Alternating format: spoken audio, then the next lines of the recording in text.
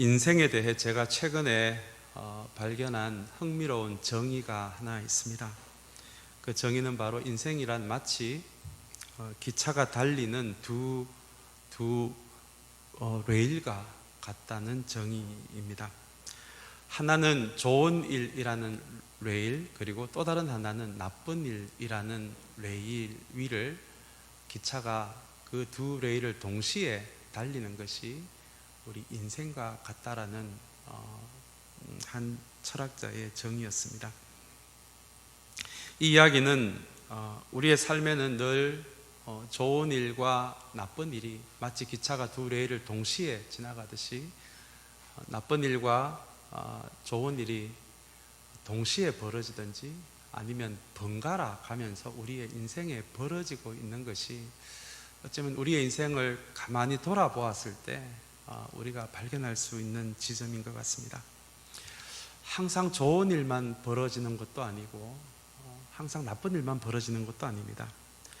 또한 좋은 일처럼 보이는 일의 이면에 나쁜 부분이 발견되기도 하고, 나쁜 일처럼 보였던 그 일의 이면에 좋은 일이 발견되기도 하는 것이 우리의 인생에서 그냥 있는 그대로 우리의 삶에서 발견할 수 있는 지점인 것 같습니다.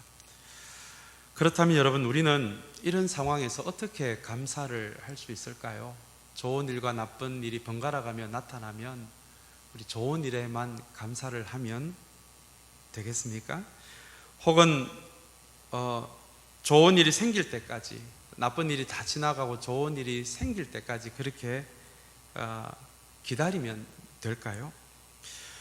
무엇에 대해 감사를 해야 할지, 그리고 어떻게 감사를 해야 할지가, 우리가 감사에 대해서 수많은 이야기를 듣고 또 말씀을 대하기도 하지만 실은 우리의 삶에서 무엇을 어떻게 감사를 해야 할지에 대해서는 우리가 그렇게 익숙하지가 않는 것 같습니다.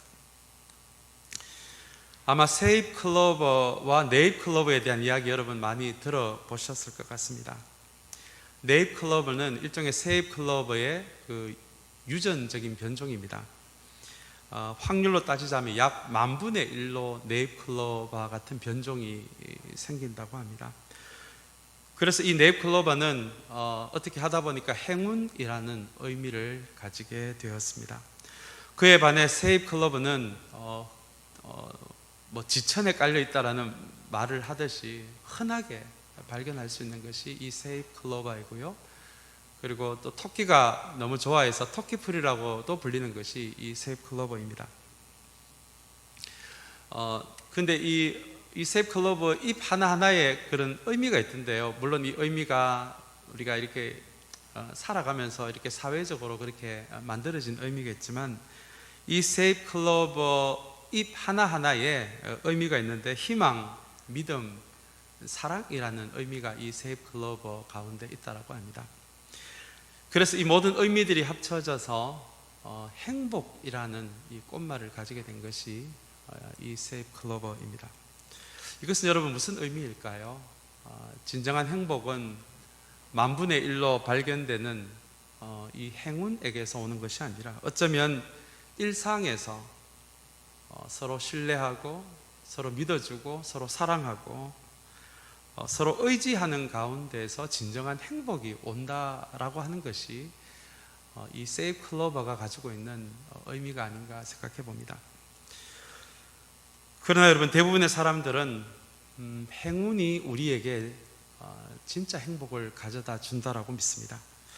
저도 어릴 때 행운을 의미하는 이 네잎 클로버를 찾기 위해서 제 손으로 얼마나 많은 세잎 클로버를 무수히 뽑아서 버렸는지 모릅니다. 그냥 찾기가 힘드니까 손에 한 움큼씩 뽑아서 그 안에서 제가 이 네잎 클로버를 찾았던 기억이 납니다. 이것을 꽃말로 표현하면 행운을 찾기 위해서 수많은 일상적인 행복을 무시하고 버린 것이 되죠. 이 꽃말로 설명을 하자면 일상적이며 흔한 것이 얼마나 소중한 것인지를 잘 모르고 살았던 것이 어쩌면 이 우리의 수많은 감사가 일상적인 것이 아니라 행운의 좌지우지하고 있는 우리의 삶의 모습이 아닌가 생각해 봅니다. 왜 이렇게 우리는 행운을 좋아하게 되었을까요? 어쩌면 그것은 우리가 살아가고 있는 이 사회적 시스템과도 많은 연관이 있는 것 같습니다.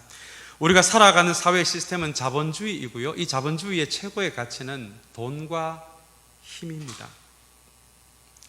우리가 생각하는 이 행운도 주로 이 돈과 힘과 깊은 연관이 있습니다.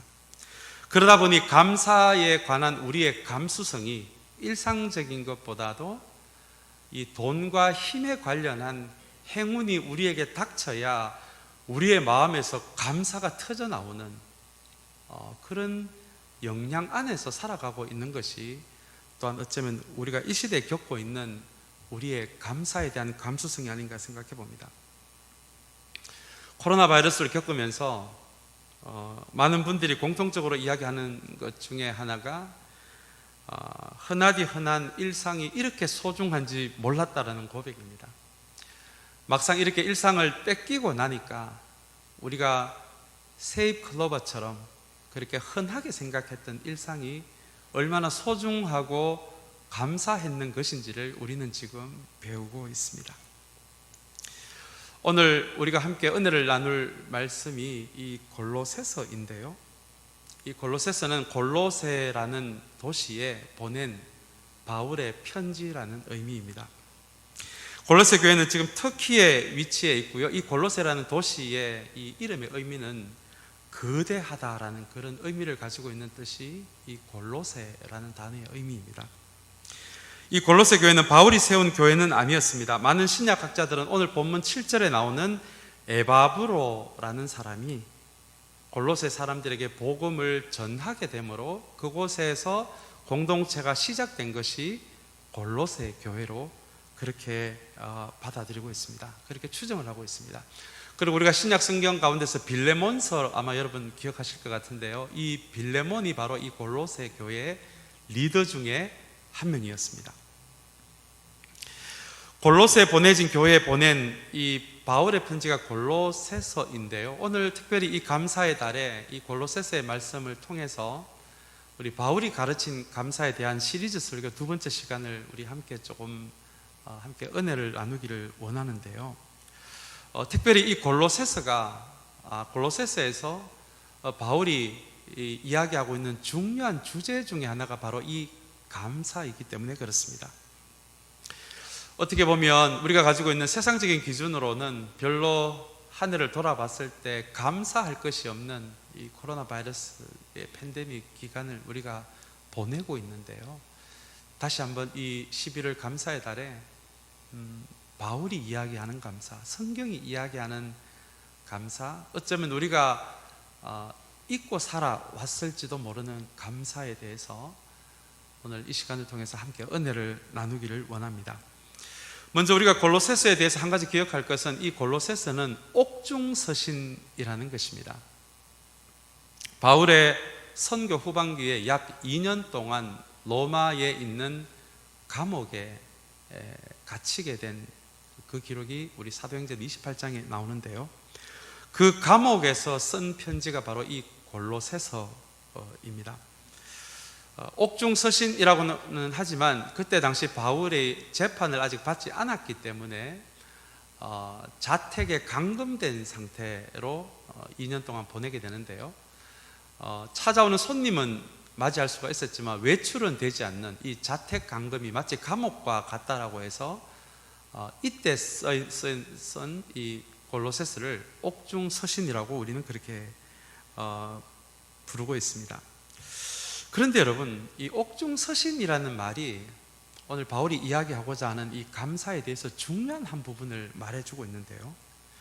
거의 감옥처럼 자택에 갇혀 있었던 바울이 도대체 무슨 이유로, 어떤 이유로 오늘 이 골로새서 1장에서 그렇게 감사에 대해서 이야기를 많이 할 수 있었느냐라는 것입니다. 그냥 상식적으로 우리가 감사를 생각한다면 이 자택 감금에서 바울이 풀려나야 여러분 그게 진짜 감사가 아닐까요? 그리고 바울은 선교사지 않습니까? 선교사는 이 복음이 전하지 않는 도시마다 찾아가서 복음을 전하는 것이 선교사인데, 이렇게 2년이라는 시간을 갇혀 있지 않고 이 감옥에서 풀려나서 다시 도시를 다니면서 선교할 수 있어야, 그래야 바울이 정말 감사를 할 수 있지 않겠습니까? 그러나 여러분, 오늘 우리는 이 옥중서신인 이 골로새서를 통해서 2년 동안 감옥에 갇혀 있었던, 자택에 감금이 되어 있었던 바울이 지금 감사에 대한 이야기를 하는 이 내용을 통해서 성경이 이야기하는 감사에 대해서 우리가 한 가지 배울 수가 있습니다. 그것은 성경은 우리가 생각하는 것처럼 우리에게 벌어지는 일들을 좋은 일과 나쁜 일로 구분하지 않는다는 것입니다. 만약에 성경이 그렇게 감사를 가르친다면 지금 바울은 감옥에 갇혀 있는 상태이기 때문에 바울에게는 감사할 것이 없는 나쁜 일이 지금 벌어지고 있는 상황인데요. 그렇다면 여러분, 어떻게 바울은 이 나쁜 상황에서 감사를 할 수 있었느냐라는 것입니다. 성경이 이야기하는 하나님은 우리 인생에서 벌어지는 일을 좋은 일과 나쁜 일로 구분하는 하나님이 아니라, 바울이 지금 믿고 있는 그 하나님은 좋은 일에도 계시고 나쁜 일에도 계시는 그 하나님을 바울은 지금 믿고 있는 것입니다. 그래서 여러분, 성경은 감사를 이야기할 때 좋은 일, 나쁜 일을 구분하는 것이 아니라 좋은 일 가운데서도 나쁜 일 가운데서도 그 안에 계시는 하나님과의 동행을 먼저 이야기하는 것이 이 성경이 이야기하는 이 감사의 출발점이라는 것입니다. 여러분, 동행을 히브리어로 할라크라고 합니다. 이 할라크라는 단어 안에는 교제한다, 사귄다라는, 사귐을 가진다라는 의미가 있습니다. 그렇다면 여러분, 우리가 좋은 일뿐만 아니라 나쁜 일 가운데서도 하나님과 동행한다라고 이야기할 때는, 우리가 비록 우리가 생각하는 나쁜 일 가운데 있다라고 할지라도 그 나쁜 일 가운데서도 하나님과 교제한다, 하나님과 사귐을 갖는다라는 의미가 바로 우리가 이야기하는 하나님과 동행한다는 의미가 된다는 것입니다. 나쁜 일 가운데서도 하나님이 어떤 분인지를 더욱더 알아가는 것이, 그것이 동행이라는 단어의 의미입니다. 여러분, 성경이 이야기하는 하나님과 동행하는 방식이 여러 가지가 있는데요, 가장 분명하게 이야기하는 두 방식이 말씀 묵상과 기도입니다.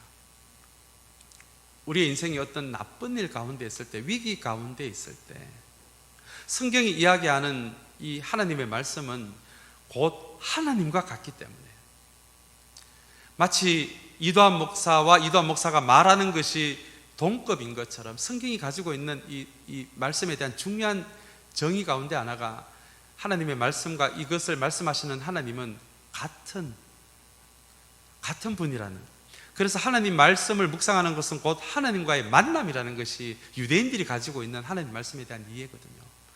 그래서 인생이 어려울 때, 위기를 만났을 때 말씀 묵상을 계속 끊임없이 한다는 것은 나쁜 일 가운데서도 하나님과의 만남과 하나님과의 사귐이 지속되는 하나의 중요한 방식이라는 것입니다.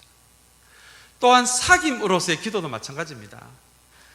여러분, 우리와 친밀한 관계 안에 있는 사람일수록 좋은 일뿐만 아니라 우리의 분노의 감정, 슬펐던 감정까지도 나누는 것이, 그게 여러분 사귐이잖아요. 그래서 나쁜 일 가운데서도 기도를 통해서, 하나님, 제 마음이 이렇게 아팠습니다, 제가 이렇게 화가 났습니다, 그런 분노와 슬픔의 감정까지도 하나님께 기도 시간에 내어놓는다면 그것이 기도를 통한 사귐의 동행이 된다는 의미입니다. 두 번째로, 이 동행이라는 단어 안에는 하나님이 원하시는 삶의 방식을 그대로 따라간다라는 의미가 있습니다. 여러분, 이 의미가 참 깊은 의미더라고요. 좋은 일뿐만 아니라 이 말의 의미는 나쁜 일 가운데서도 하나님이 나에게 원하시는 그 삶의 방식을 포기하지 않는다, 내려놓지 않는다라는 의미가 여러분, 이 동행이라는 단어 안에 있습니다. 이 말 안에는 나쁜 일이 벌어지는 그 안에서도, 코로나 바이러스 팬데믹 같은 이 나쁘게 느껴지는 이 일 안에서도 우리의 신앙의 양심을 지킨다라는 의미가 있습니다. 성경이 가르쳐 주는 것처럼 이렇게 어렵고 나쁜 일 가운데서도 이웃을 사랑하는 것을 포기하지 않는 것이 하나님이 우리에게 원하시는 삶의 방식을 포기하지 않는다라는 의미입니다.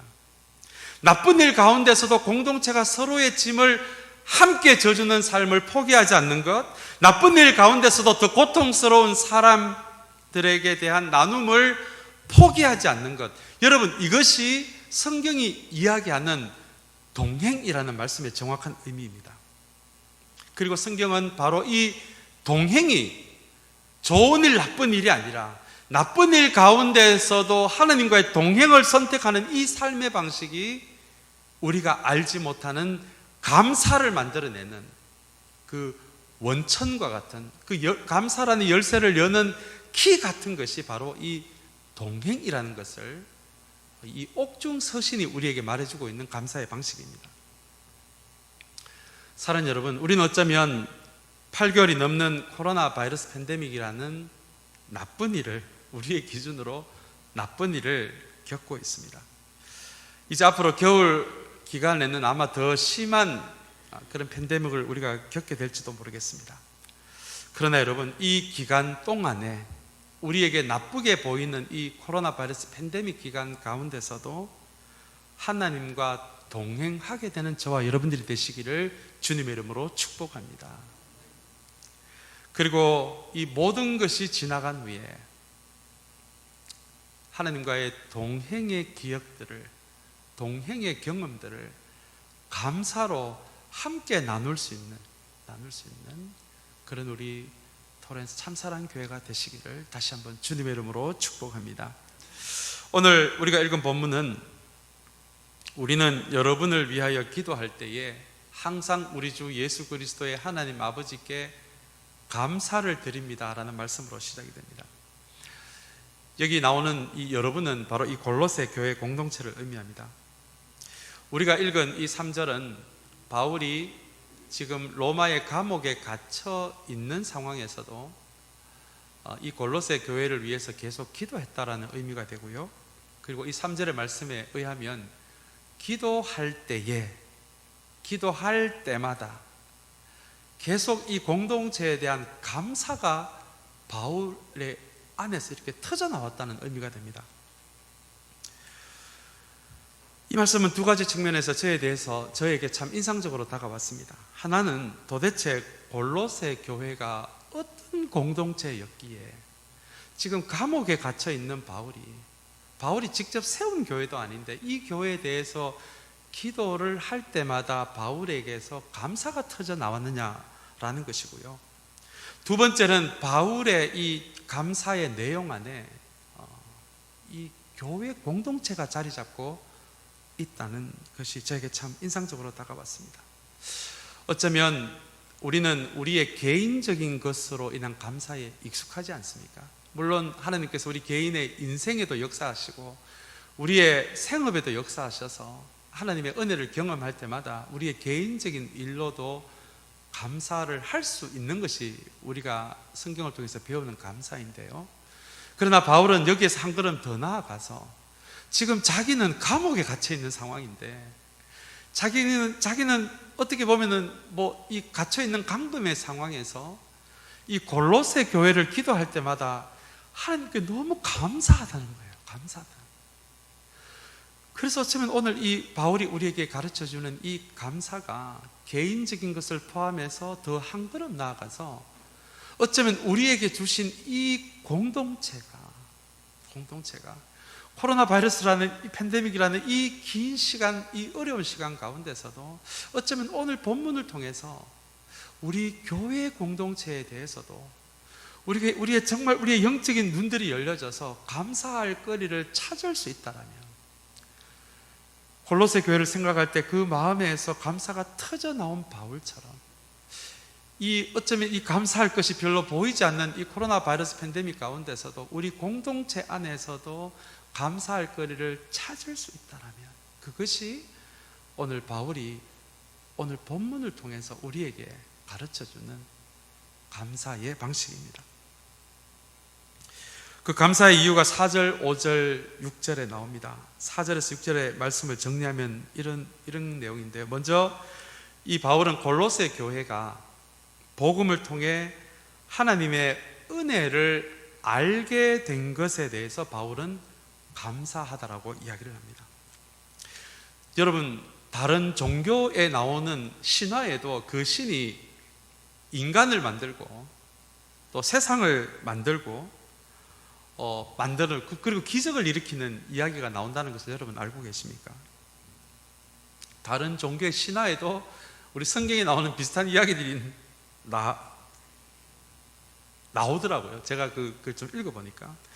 그렇다면 여러분, 다른 종교에는 나오지 않는 오직 성경이 이야기하는 하나님에게만 해당되는 것이 무엇인지 아십니까? 그것은 자기 희생에서 나오는 은혜입니다. 어떤 종교에서도 인간에게 은혜를 베풀기 위해서 자신을 희생하는 신은 어디에도 나오지 않습니다. 오직 성경에서 이야기하는 하나님만이 하나님이 만드신 피조물에게 은혜를 주시기 위해서, 구원을 베푸시기 위해서 인간 위에 군림하는 것이 아니라 스스로 자기 희생의 길을 걸어감으로써 인간에게 은혜를 베풀고 구원을 베푸는 이야기는 성경에만 나오는 하나님에 대한 부분입니다. 그 이유는 있는 모습 그대로의 나를 그대로 받아주시기 위해서입니다. 여러분, 있는 모습 그대로의 나라는 이 표현이 참 중요한 표현인데요. 새벽에 빗소리에 깼을 때 그때 비로소 만나는 진짜 나의 모습이 있습니다. 우리가 일상생활 가운데서는 어떤 선에서는 나를 포장해야 할 때도 있고 위선적인 모습을 가질 때도 있지 않습니까? 그러나 새벽에 빗소리에 깼을 때 그때 만나는 진짜 나의 모습이 있습니다. 그 나는 포장할 필요도 없고 숨길 필요도 없는 나의 모습입니다. 때로는 상처받은 나의 모습도 있고요, 어떤 중독이 있는 상태의 나의 모습일 경우도 있습니다. 다른 사람의 인정에 늘 목말라 하는 그런 나의 모습이 있을 수도 있고요, 때로는 혼돈스럽고 공허한 나의 모습일 수도 있습니다. 때로는 그에 반해서 정말 하나님을 참되게 만나고 싶은 그런 나의 모습도 있는 모습 그대로의 나의 안에 포함이 될 수도 있습니다. 여러분, 그 모습이 어떻든지 간에 하나님은 있는 모습 그대로의 나를 그대로 용납하시고 받아주시기 위해서 하나님은 스스로 자기 희생의 길을 걸어가셨다는 것입니다. 여러분, 그것을 성경은 은혜라고 이야기합니다. 하나님께 받아들여지기 위해서 내가 한 것은 아무것도 없습니다. 내가 할 것도 아무것도 없습니다. 내가 하나님께 인정받기 위해서, 받아들여지기 위해서 내가 무엇을 해야 된다라는 것은, 여러분, 이것은 바리새인이 이해하는 하나님의 이해입니다. 성경 어디에도 은혜에 대한 관계된 말씀에서 내가 하나님께 받아들여지기 위해서 내가 무엇을 해야 한다라고 하는 말씀은 그 어디에도 없습니다. 나는 아무것도 한 것이 없는데 내가 가지고 있는 실제의 나의 모습은 이렇게 복잡하고 때로는 공허하고 때로는 불안하고 때로는 상처받은 나임에도 불구하고 나의 있는 모습 그대로를 주님께서 그분의 십자가를 통해서 나를 있는 그대로 받아주셨다, 용납하셨다. 여러분, 이것이 성경이 이야기하고 있는 은혜입니다. 바울이 이 은혜를 이야기하면서 감사한 것은 이 골로새 교회가 바로 이 은혜를 정확하게 아는 공동체였다는 의미가 되고요, 그리고 바울은 이 골로새 교회가 이 은혜를 정확하게 알고 있었다는 이것이 묵상할 때마다 하나님께 감사하게 되는 이 감사의 조건이 되었다라는 것이 여러분 첫 번째 이 은혜를 아는 공동체로 인해 감사한다는 이 말씀의 의미입니다. 사랑하는 여러분, 우리가 주님께 있는 모습 그대로 받아들여졌다라는 것이 진짜 신앙의 출발점입니다. 한 공동체가 이 은혜 안에 있다라면 이것이 은혜의 공동체가 되고요. 그러나 이 은혜에서 출발하지 못하고 하나님에게 받아들여지기 위해서 내가 무엇인가 엄청난 봉사를 해야 하고 내가 자꾸 무엇인가를 해야 한다는 이 바리새인적 사고에서 이 공동체가 출발이 될 때 이 공동체는 은혜의 공동체에서 벗어날 수밖에 없는 공동체가 될 수밖에 없다는 것입니다. 사랑하는 여러분, 다시 한번 이 바울이 이 골로새 교회가 이 은혜를 정확하게 이해하고 여기에서 출발을 한 공동체라는 것에 대해서 지금 바울은 첫 번째로 감사의 이유를 찾고 있습니다.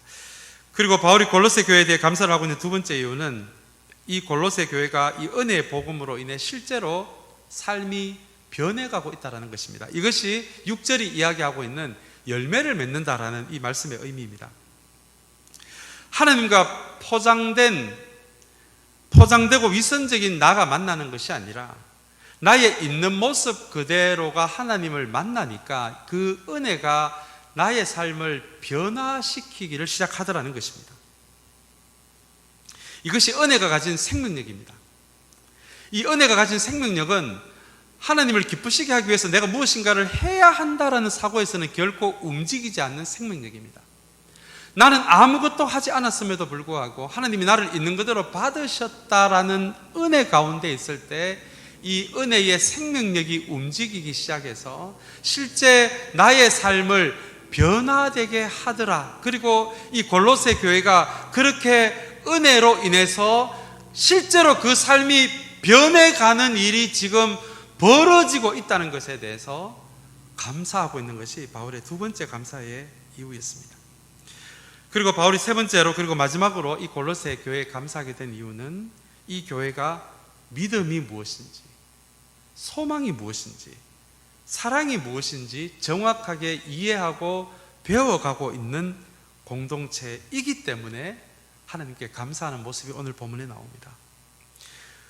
여러분, 믿음은 주님을 나의 주인으로 고백함과 동시에 그 주님에게 나의 삶을 던지는 것을 성경은 믿음이라고 이야기합니다.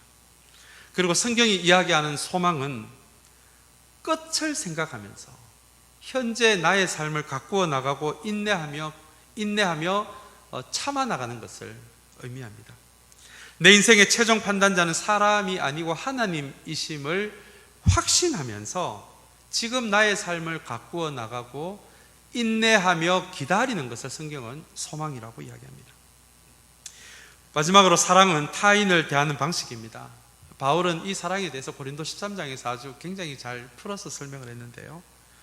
사랑은 참고 기다리는 것입니다. 상대방에 대해서 예의를 갖추는 것입니다. 상대방에게 자랑하지 않는 것입니다. 사랑으로 옳은 것을 이야기해 주는 것이 참 사랑이라고 바울은 이야기합니다.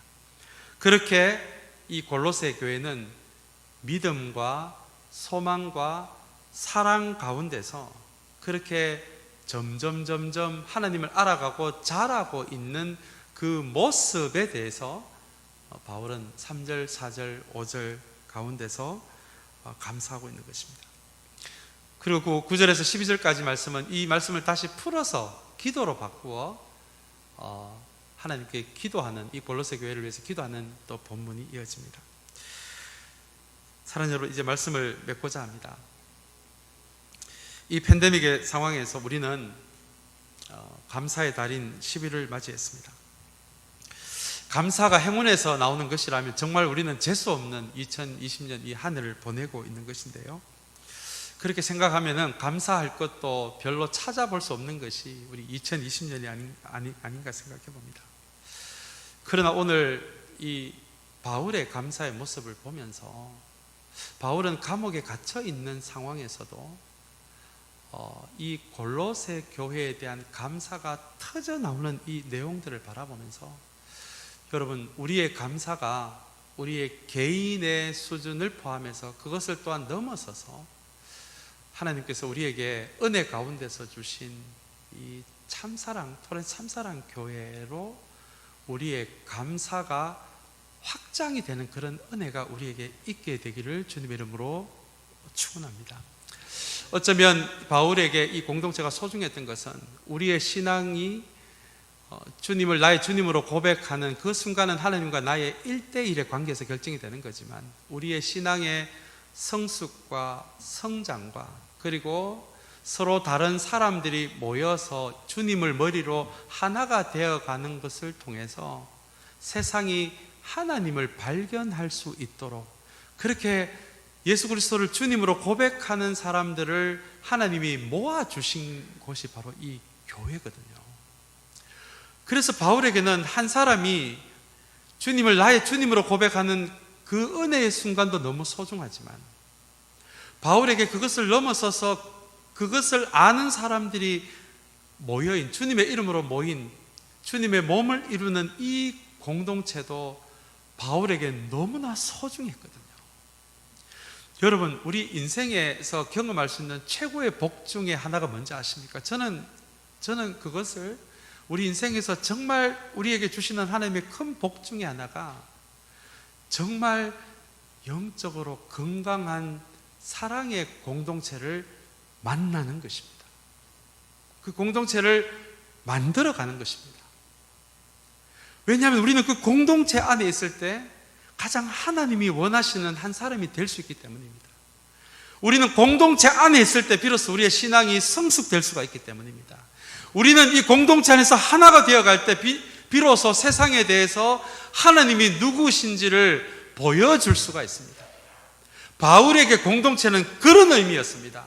그래서 감옥에 갇혀있는 상황에서도 골로새 교회가 은혜에 대해서 반응하고 은혜에 대해서 삶을 고쳐나가고 믿음을 알아가고 소망을 알아가고 사랑을 알아가는 그 모습이 감옥에 갇혀있는 상황에서도 그렇게 감사함으로 다가오고 이 골로새 교회를 위해 기도할 때마다 감사가 바울의 안에서 터져나온 이유가 된 것입니다. 사랑하는 여러분, 이 코로나 바이러스 팬데믹 가운데서도 우리 토렌스 참사랑 교회에 대해서도 이런 감사가 터져나오게 되는 저와 여러분들이 되시기를 주님의 이름으로 축복합니다. 이렇게 은혜로 주신 하나님의 공동체, 여러분 정말 한 사람이 가장 하나님이 의도하는 사람으로 성장할 수 있는 정말 우리에게 주시는 가장 큰 하나님의 복의 하나가 될 수 있는 그런 공동체로 만들어갈 수 있는 저와 여러분들이 되시기를 바랍니다.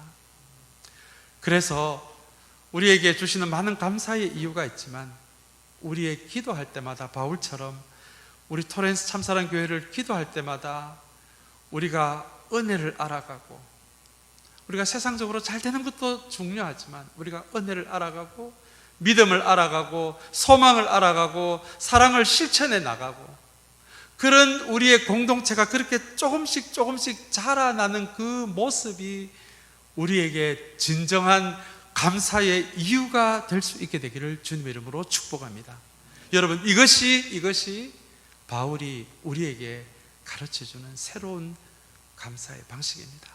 다시 한번 이 팬데믹이라는 힘든 시간을 보내고 있지만 이제 우리 추수감사절 예배가 다음 주로 다가왔는데요, 이 한 주간의 삶을 우리가 돌아보면서 우리의 삶뿐만 아니라 우리에게 은혜로 주신 이 공동체를 생각하면서 정말 여러분 감사할 것을 많이 찾을 수 있는 그런 저와 여러분들이 되시기를 다시 한번 주님의 이름으로 축복합니다. 우리 기도하겠습니다.